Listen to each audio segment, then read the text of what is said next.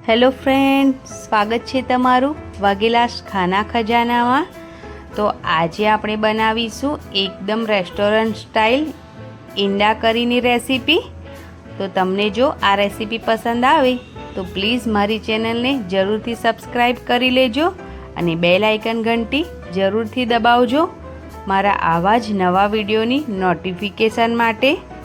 તો એકદમ આસાન રીત છે અને ઝડપથી બનીને રેડી થઈ જાય છે આ ઈંડા કરી, સ્વાદમાં એકદમ ટેસ્ટી। તો ચલો શરૂ કરીએ ઈંડા કરીની રેસીપી બનાવવાનું। તો મેં અહીંયા કડાઈમાં 2 થી 3 ચમચી તેલ નાખી દીધું છે અને તેની અંદર એકદમ ઝીણી પીસેલી ડુંગળી એડ કરી દીધી છે, 2 નંગ મીડિયમ સાઇઝની। તમે મોટી મોટી તેને કટ કરી શકો છો। મેં અહીંયા એકદમ ઝીણી સમારી છે જેથી એકદમ ઝડપથી શેકાઈ જાય। તમે એકદમ રફલી તેને કટ કરીને પણ લઈ શકો છો કારણ કે તેને શેક્યા પછી આપણે મિક્સર જારમાં પીસવાનું જ છે। મેં અહીંયા લસણની અને આદુના ટુકડા એડ કર્યા છે, લસણ એકદમ પીસીને એડ કર્યું છે અને લીલા તીખા મરચાં પણ એડ કર્યા છે, તેને પણ મેં પીસીને એડ કર્યા છે। તમે આ બધી જ વસ્તુ આખી પણ લઈ શકો છો। તો એકદમ સારી રીતે લસણ, આદુ અને ડુંગળીને આપણે સાંતળી લઈશું।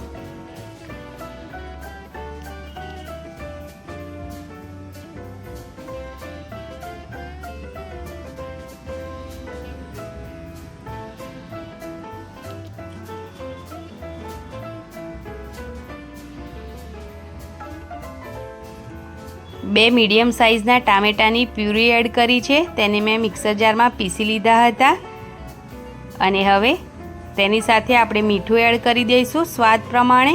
અડધી ચમચી હળદર નાખી દઈશું, ધાણા જીરું પાવડર નાખ્યો છે 1 ચમચી અને તીખું લાલ મરચું પણ નાખ્યું છે 1 ચમચી। તમે મરચું તમારા સ્વાદ પ્રમાણે એડ કરી શકો છો।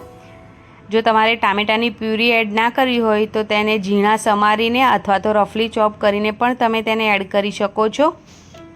તો હવે બધી વસ્તુને એકદમ સારી રીતે આપણે પહેલાં મિક્સ કરી લઈશું અને જ્યાં સુધી ટામેટા એકદમ સરસ શેકાઈ ના જાય ત્યાં સુધી આપણે તેને શેકી લઈશું ઢાંકણ ઢાંકીને।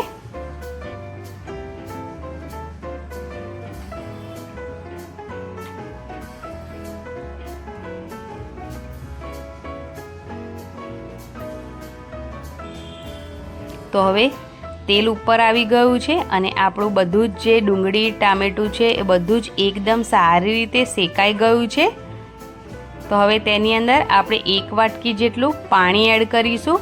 પાણી આપણે ત્યારે જ એડ કરીશું જ્યારે ટામેટા એકદમ સરસ શેકાઈ જાય, પછી જ આપણે તેની અંદર પાણી એડ કરીશું। જો આપણે પહેલાં પાણી એડ કરી દઈશું તો તેની જે કુકિંગ પ્રોસેસ છે એ રૂકી જશે, એટલા માટે બધી જ વસ્તુ એકદમ સારી રીતે શેકાઈ ગયા પછી જ પાણી એડ કરી ઢાંકણ ઢાંકી તેને 5 થી 7 મિનિટ જેવું શેકાવા દેવાનું છે। તો એકદમ સરસ બધી જ વસ્તુ શેકાઈ ગઈ છે। તો હવે આપણે ગેસની ફ્લેમ બંધ કરી દઈશું અને આ બધી જ વસ્તુને મિક્સરમાં પીસવાનું છે એટલે ઠંડી થવા માટે મૂકી દઈશું। ત્યાં સુધી મેં અહીંયા ઈંડાને બાફી અને તેના છાલ કાઢી લીધી છે। તો આપણે તેને ફ્રાય કરીશું। તો ફ્રાય કરતાં પહેલાં તેની પર થોડી કટ લગાવી લઈશું જેથી તેલમાં તે ઉછળે નહીં। કટ જરૂરથી લગાવજો, નહીં તો જ્યારે તમે તેને તેલમાં ફ્રાય કરશો તો તેલ ઉછળશે, એટલા માટે કટ જરૂરથી લગાવવાની છે ઈંડા પર। તો અહીંયા હું બધા જ ઈંડા પર એકદમ સરસ એવી કટ લગાવી દઈશ।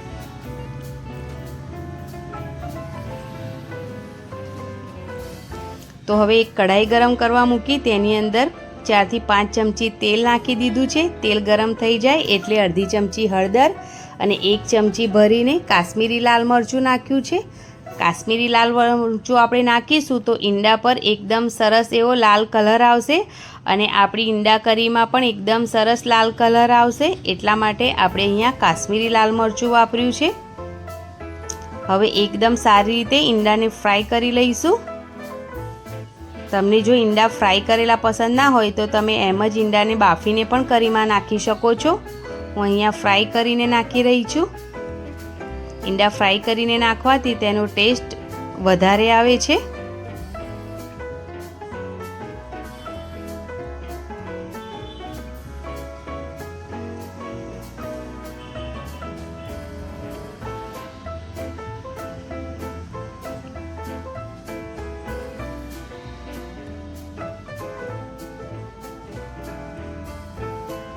તો બસ એકદમ સરસ ઈંડા ફ્રાય થઈ ગયા છે. તો હવે તેને આપણે એક પ્લેટમાં કાઢી લઈશું. તેની પર એકદમ સરસ લાલાશ પડતો કલર પણ આવી ગયો છે. કાશ્મીરી લાલ મરચુંનો નાખ્યું છે આપણે તેના લીધે.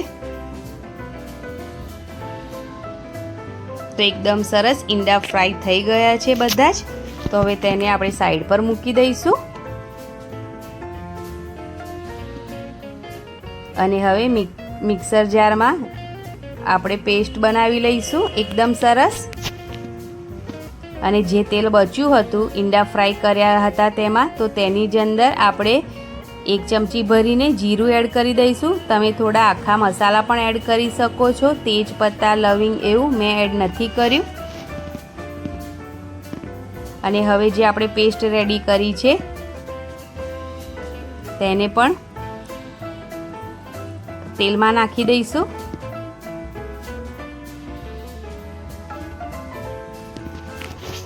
અને તેને 4 થી 5 મિનિટ જેવું શેકવાનું છે, જેથી થોડી ઘણી પણ જે કચાશ હોય તે દૂર થઈ જાય. તો જે મિક્સર જારમાં પેસ્ટ ચોંટી રહી હતી તો તેની અંદર મેં 1 વાટકી ભરીને પાણી નાખી અને હલાવી તેને મેં કડાઈમાં એડ કરી દીધું છે. હવે ઢાંકણ ઢાંકીને 5 મિનિટ જેવું એકદમ સરસ આપણે ગ્રેવીને શેકી લઈશું, જ્યાં સુધી તેલ ના છૂટું પડે ત્યાં સુધી. તો એકદમ સરસ તેલ છૂટું પડી ગયું છે. તો આપણી ગ્રેવી એકદમ સરસ રેડી થઈ ગઈ છે. તમે અહીંયા ગ્રેવીમાં પાણી વધારે ઓછું કરી શકો છો. 1 ચમચી ભરીને મેં અહીંયા ગરમ મસાલો નાખી દીધો છે. તમને જે પ્રમાણે ગ્રેવી જોઈએ, થોડી થીક કે પછી પાતળી, તમે એ પ્રમાણે પાણી એડ કરી શકો છો. તો ગરમ મસાલો પણ એકદમ સારી રીતે આપણે મિક્સ કરી લઈશું ગ્રેવીમાં.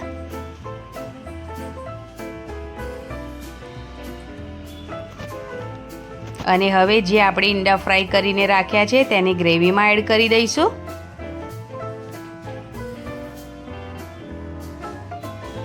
ગ્રેવી પણ એકદમ સરસ રેડી છે. અને આપણે ઈંડાને પહેલાંથી જ ફ્રાય કરીને રાખ્યા છે, તો અત્યારે વધારે હવે શેકવાની જરૂર નથી. પણ 5 મિનિટ જેવું આપણે તેને ઢાંકણ ઢાંકીને થોડું શેકાવા દઈશું, જેથી ગ્રેવી એકદમ સરસ ઈંડામાં ભળી જાય.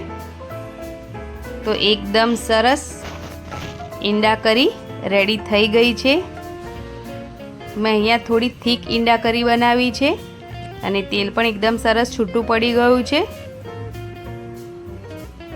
તો એકવાર મિક્સ કરી લઈશું ઈંડાને ગ્રેવી સાથે.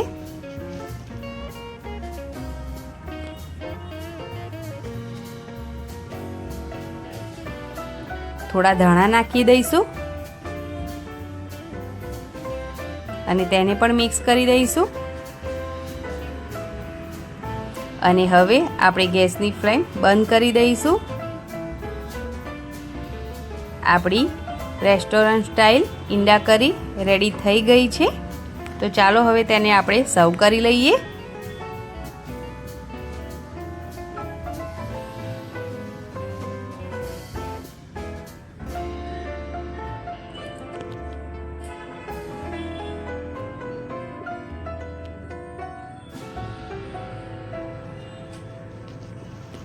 તો એકદમ જબરજસ્ત આ ઈંડા કરીને તમે રોટલી સાથે, રાઈસ સાથે કે પરાઠા સાથે પણ ખાઈ શકો છો. બધા જ સાથે એકદમ સરસ કોમ્બિનેશન લાગે છે આ ઈંડા કરીનું. તો તમે જરૂરથી ટ્રાય કરજો આ રેસીપી. અને તમને જો મારી આજની રેસીપી પસંદ આવી હોય તો પ્લીઝ મારી ચેનલને જરૂરથી સબસ્ક્રાઈબ કરજો. લાઈક પહેલાં જ કરી લેજો. વિડીયોને ફેમિલી મેમ્બર અને ફ્રેન્ડ સાથે જરૂરથી શેર કરજો.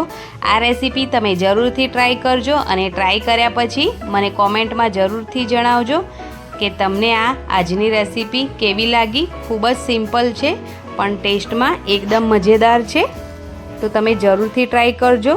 એકવાર તમે ઘરે આ રીતે ઈંડા કરી ટ્રાય કરશો તો બહારની ઈંડા કરી ભૂલી જશો. એટલી જબરજસ્ત ઈંડા કરી આપણે ઘરે જ રેડી કરી છે. તો જરૂરથી ટ્રાય કરજો આ ઈંડા કરીને. તો મળીએ એક નવા વિડીયો સાથે. ત્યાં સુધી થેન્ક્સ ફોર વોચિંગ.